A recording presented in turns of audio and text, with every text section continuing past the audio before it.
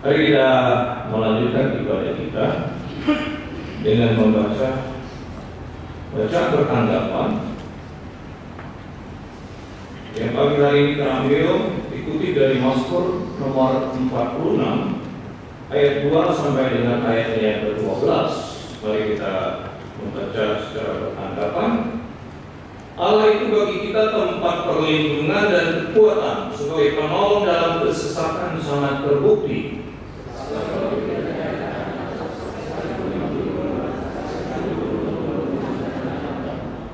Sekalipun ribut dan berbuih airnya, sekalipun gunung-gunung goyang oleh geloranya,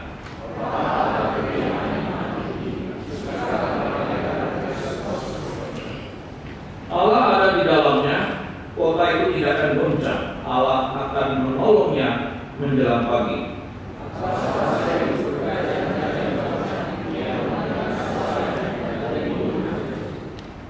Tuhan semesta alam menyertai kita, kota benteng kita ialah Allah Yakub.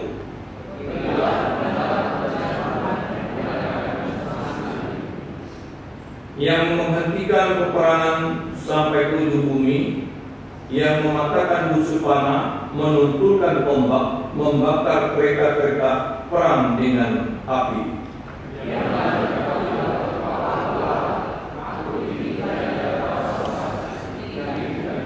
Bersama-sama, Tuhan semesta alam menyertai kita, kota benteng kita ialah Allah Yakub. Kita membersihkan hati kita untuk menerima kebenaran firman Tuhan yang pagi hari ini bertema Allah di tengah situasi dunia yang akan disampaikan oleh Dr. Tony Budi Santoso. Kita memuji Tuhan dengan pujian nomor 219, Allah jadi benteng kuku, pada bait ketiga. Sudah masa silakan berdiri.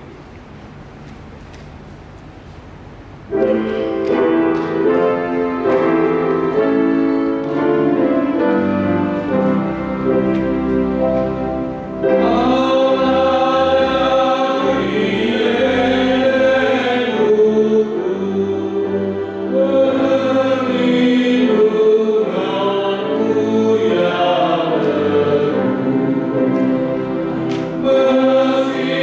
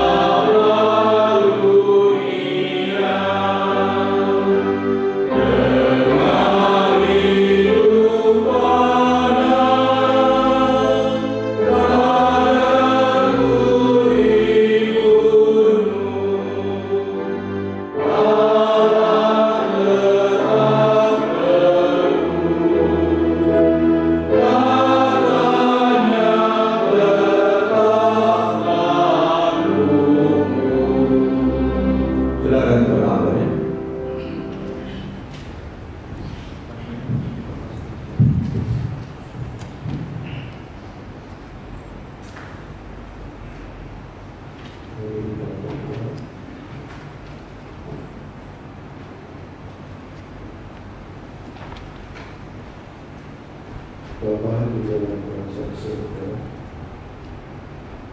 kami mengucapkan syukur dan terima kasih kalau Tuhan masih memberkati kami dengan begitu banyak hal yang kerap kali kami abaikan.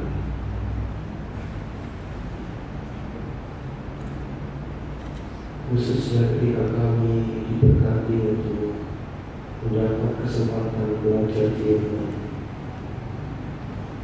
Ini adalah satu anugerah yang besar buat kami. Karena itu kami mohon supaya Allah berkenan menolong dan memberkati setiap kami. Berbicaralah ya Tuhan, berbicaralah kepada setiap kami, sehingga kami sungguh-sungguh dikuatkan oleh perenungan firman. Terima kasih Bapa, di dalam nama Tuhan Yesus kami menyerahkan setiap kami, baik hamba maupun umat-Mu. Di tengah segala keterbatasan kami, kiranya Allah yang tidak terbatas itu yang menolong dan memampukan kami. Dalam nama Tuhan Yesus, amin. Silakan.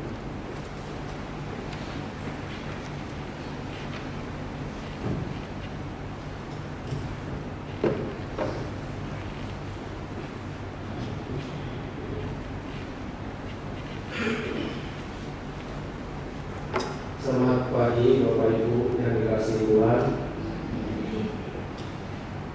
Bisakah saya minta tolong kepada kita sekalian untuk menurunkan tensi dan angkat tegang kita, menoleh sebelah kanan, sebelah kiri kita, dan berkata, Tuhan Yesus memberkatimu, sambil tersenyum. Tuhan Yesus memberkati. Sekarang saya bersyukur pagi ini, sekarang memang semua orang di seluruh dunia itu sedang menghadapi ketegangan yang menurut saya itu cukup luar biasa.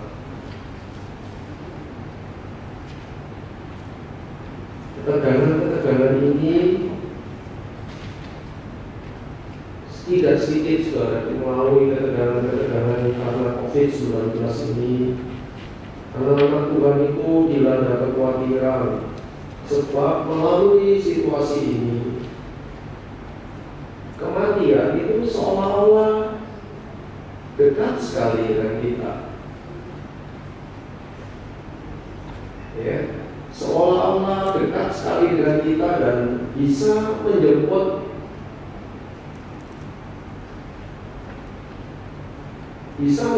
suatu-waktu gitu, saudara.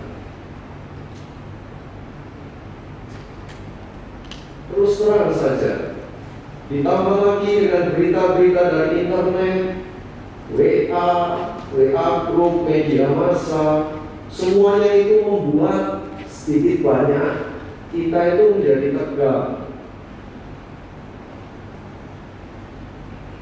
Kenapa? Ya karena sekali lagi fokus kita itu lebih ke arah persoalan yang terjadi di dalam dunia ini, sehingga fokus kita kepada Allah yang Maha Kuasa itu menjadi sedikit terabaikan. Dan kalau kita mau jujur, kita ini akhir-akhir ini lebih banyak membaca berita tentang virus corona dibandingkan membaca kitab suci. Saya tidak ngerti, gitu loh. Nah inilah sebetulnya saudara yang membuat saudara dan saya itu menjadi tegang.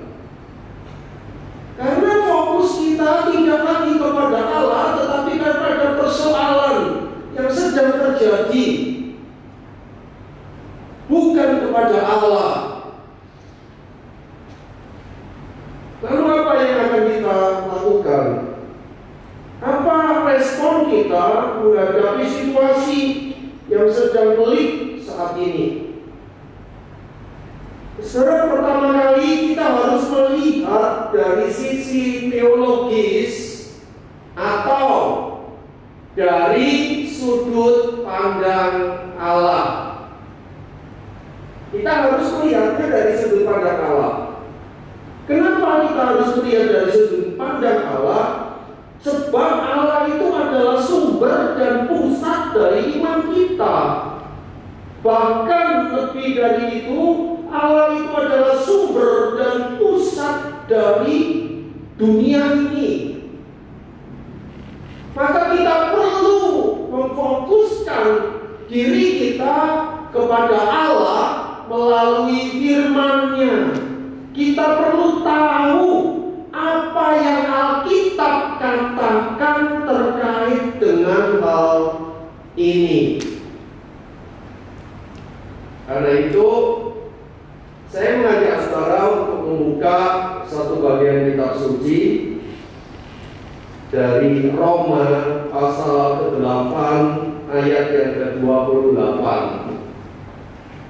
Satu bagian yang sangat terkenal, sangat banyak dihafal oleh anak-anak Tuhan.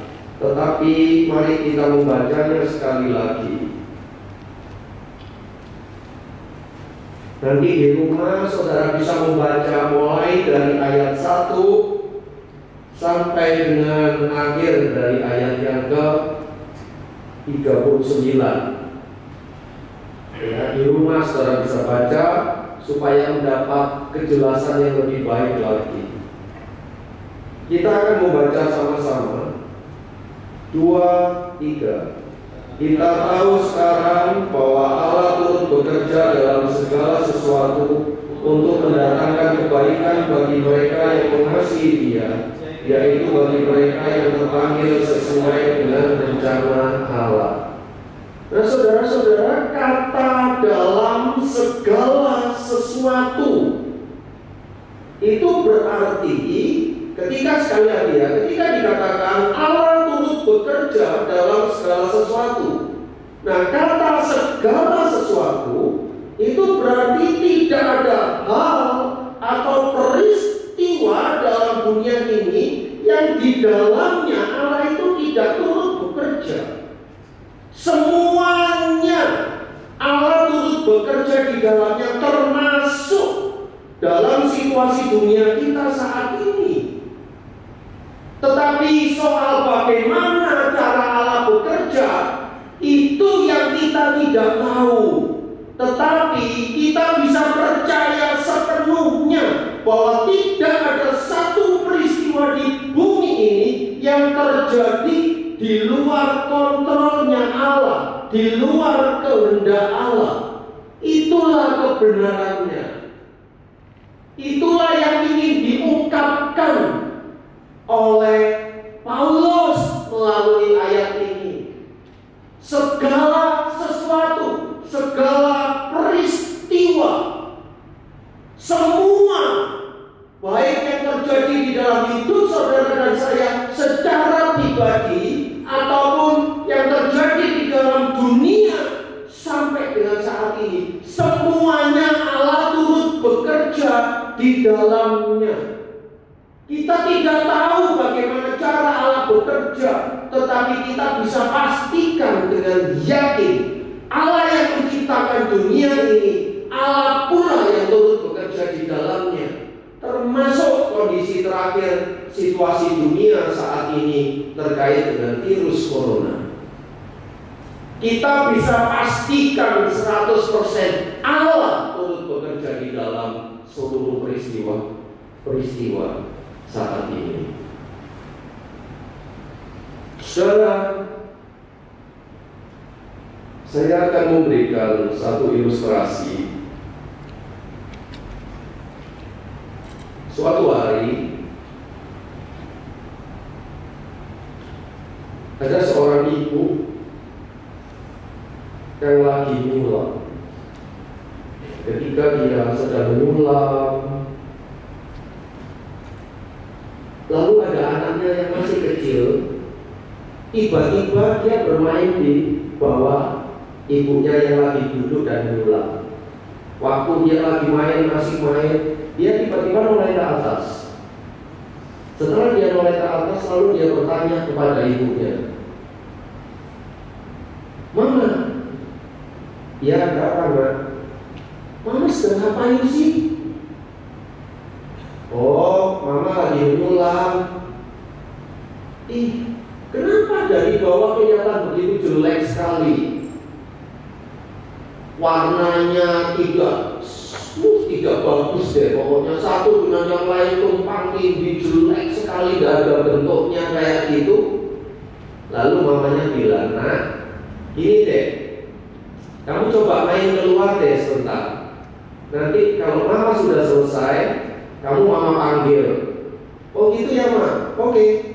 Anaknya ini lalu main keluar. Tidak berapa lama kemudian mamanya menyelesaikan sulamannya, anaknya dipanggil, "Nak, sini." "Ya, Mama." Setelah datang, anaknya didudukkan di pangkuan mamanya, lalu ditunjukkan hasil sulamannya dari atas. Ketika anaknya melihat hasil sulaman itu, anaknya berkata, "Wow, bagus sekali, Mama. Ini yang tadi Mama buat." "Iya. Apa yang sudah Mama lakukan sehingga hasilnya begitu bagus ini?" Mamanya cuma menjawab satu hal. Mama hanya menuruti desain yang sudah ada. Saudara tahu ya, kalau orang nyulam itu bisa sembarangan nggak? Nggak bisa, karena ada desainnya dari titik awal sampai titik akhir. Itulah yang dilakukan oleh mamanya. Suatu ketika anak ini tumbuh besar. Ketika dia tumbuh besar, suatu hari dia mengalami persoalan yang begitu berat sekali di dalam hidupnya. Dan di dalam persoalan yang berat dan keadaan tertekan, khawatir, takut yang seperti itu, dia lalu berteriak kepada Tuhan, "Tuhan!" Lalu Tuhan jawab, "Iya, ada apa, Nak?" "Apa yang sedang kau lakukan dalam hidupku?" "Aku tengah menyulam hidupmu." "Iya, tapi kenapa dari bawah ini kelihatan begitu jelek, ruwet, aku ini sumpah sekali. Aku depresi, stres." Lalu Tuhan jawab satu kalimat, "Nah, percaya deh, kamu lakukan saja apa yang telah kuperintahkan kepadamu di dalam Alkitab. Nanti pada waktunya tiba, kamu akan kuajak naik ke surga, duduk di pangkuanku, dan akan kuperlihatkan seluruh desain hidupmu dari awal sampai akhir. Dan kamu akan berkata,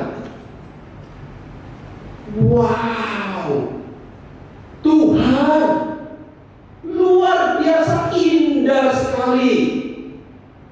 Hanya itu yang akan keluar dari mulutmu kalau kamu melihat desain hidupmu dari awal sampai akhir, dari posisi atas. Itulah yang dikatakan oleh Allah kita. Allah yang seperti itulah yang kita sembah. Dan itu bukan hanya terjadi, desain itu bukan hanya terjadi pada diri saudara dan diri saya. Allah telah mendesain seluruh isi dunia ini sejak dari penciptaan awal sampai nanti pada akhirnya. Allah telah mendesain, merancang sedemikian rupa akan seluruh peristiwa yang terjadi di dalam dunia ini tanpa terkecuali. Semua yang ada di dalam rancangan Allah, di dalam kontrolnya Allah. Tidak ada satu peristiwa pun yang terjadi di muka bumi ini yang terjadi di luar kehendak Allah, di luar rancangan Allah, di luar rencana Allah, desainnya Allah. Itu tidak ada. Semuanya terjadi sesuai dengan desainnya Allah persis. Allah tidak bisa dikejutkan oleh satu peristiwa apapun di dunia ini. Karena semuanya terjadi sesuai dengan kehendak Allah.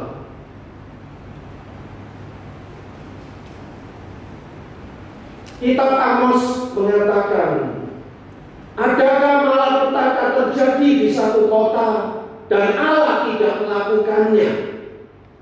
Maksudnya, dan Allah tidak menghendaki malapetaka itu terjadi. Tidak ada satu malapetaka pun yang terjadi di satu kota dan Allah tidak menghendakinya. Allah seperti itulah yang kita sembah.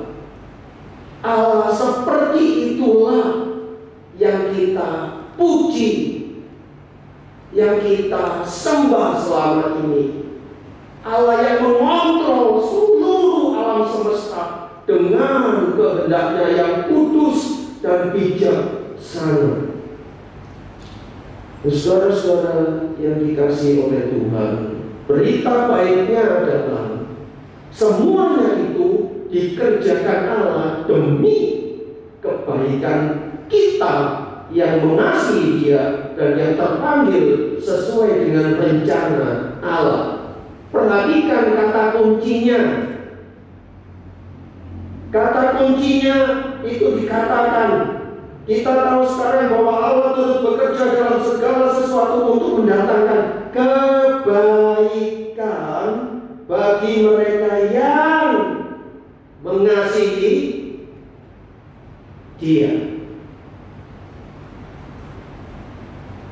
Kuncinya itu terletak pada kata mengasihi Dia. Jadi jika kita sungguh-sungguh mengasihi Dia dan belajar taat kepada firman-Nya senantiasa, maka kita boleh percaya sepenuhnya bahwa Allah memiliki tujuan yang indah di balik semua peristiwa yang terjadi saat ini. Semakin saudara dan saya mengasihi Allah, belajar taat kepada firman, semakin saudara dan saya akan melihat kebajikan Allah di balik sebuah peristiwa. Semakin mengasihi Dia, semakin melihat kebaikannya. Kalau kurang mengasihi Dia, maka kurang melihat kebaikannya.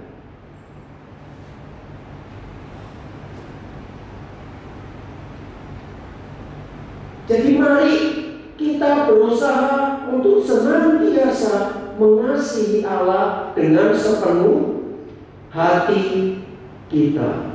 Nah, pertanyaannya yang seringkali muncul adalah apa kebaikannya di balik peristiwa yang terjadi, baik peristiwa secara pribadi maupun peristiwa yang terjadi di dalam dunia saat ini. Apa kebaikannya? Saudara-saudara,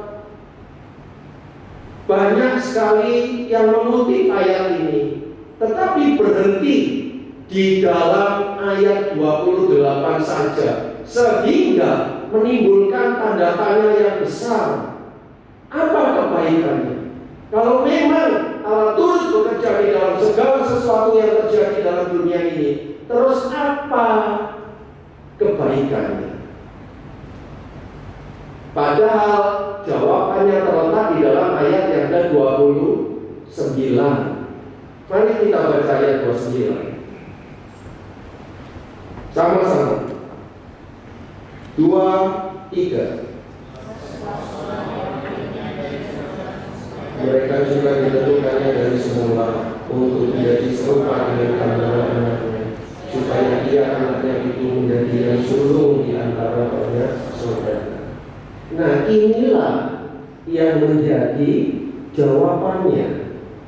Seluruh peristiwa itu pasti di dalamnya Allah turut bekerja untuk mendatangkan kebaikan, dan kebajikannya itu adalah supaya melalui peristiwa-peristiwa yang terjadi tersebut, Allah ingin menjadikan kita serupa dengan gambaran anaknya. Jadi sekali lagi, melalui peristiwa-peristiwa yang terjadi, baik secara pribadi dalam hidup saudara dan saya, maupun yang terjadi secara global di dalam dunia ini, Allah mendatangkan kebaikan, dan kebaikannya adalah melalui peristiwa ini membuat saudara dan saya menjadi makin serupa dengan Tuhan Yesus Kristus. Dalam hal apa? Dalam segala hal, baik dalam karakter, kedekatan dengan Bapa, meneladani semua sifat-sifat Tuhan Yesus. Dalam kasus yang kita hadapi, bisa jadi tujuan Tuhan adalah supaya kita menjadi sadar bahwa kematian itu sangat dekat sekali dengan kita. Saudara, kalau kita mau jujur, sebelum peristiwa corona ini terjadi, ada banyak orang yang meninggal di sekitar kita. Tapi pernahkah kita merasa kematian dekat dengan kita? Enggak. Paling banter kita merasa sadar, ya suatu saat nanti orang pasti mati. Tapi kita tidak pernah mikir secara serius bahwa kita pasti bisa mati besok, lusa. Tidak pernah mikir secara serius. Tapi dengan adanya virus corona, saudara tahu, orang itu biasanya kalau cuma batuk pilek, tidak pernah pusing. Betul ya? Sekarang batuk pilek, mikir gak? Ayo.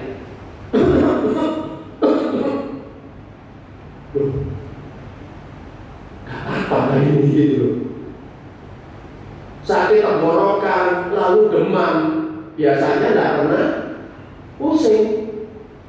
Lalu sekarang radang tenggorokan, terus demam, mikir gak? Kamu ketemu siapa saja? Nah, ya kan? Jadi mikir dong, mikir saudara. Nah, kalau sudah mikir kayak gitu, yang dilakukan apa? Apa? Selain berobat, yang pertama kali dilakukan apa? Berdoa. Doanya cukup sekali atau sampai 14 hari itu tegak?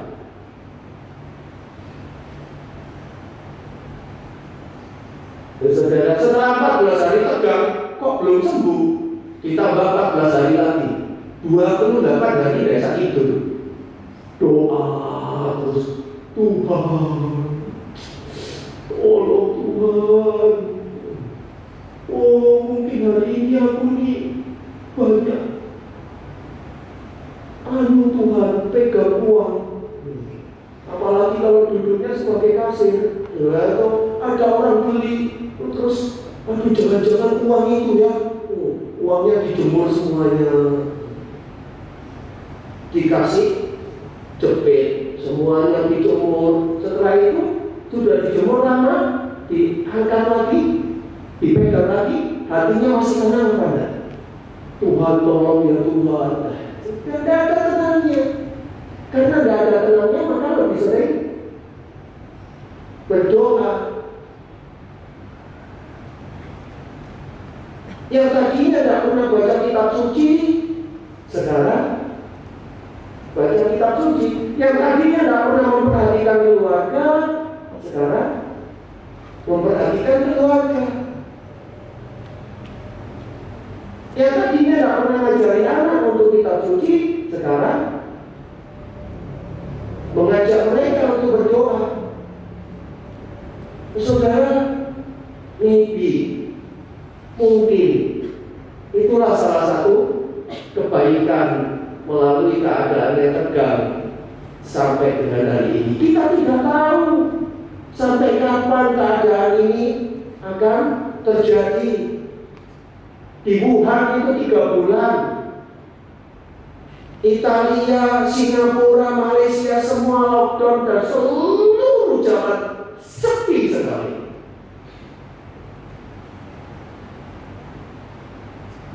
Berita baiknya lagi, polusi udara turun drastis.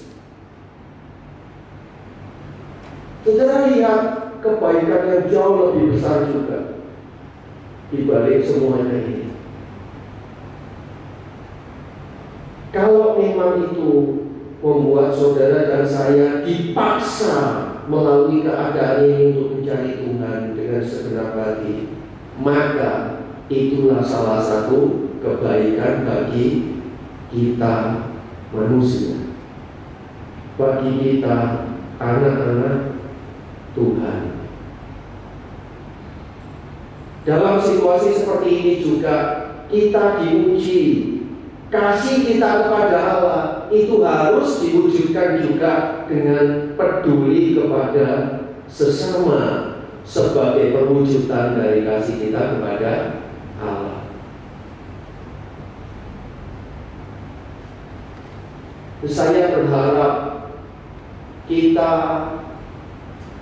tetap teguh dan sukacita menghadapi situasi ini, karena Allah kita, Allah yang mengontrol segala sesuatu. Lebih dari itu, Allah kita menjamin keselamatan kita untuk masuk di dalam kerajaan surga kapanpun kita akan dipanggil Tuhan. Kiranya melalui perenungan ini kita boleh ditenangkan, kita boleh percaya dan bersandar kepada Allah. Tuhan Yesus memberkati kita sekalian. Mari kita tundukkan kepala, kita berdoa.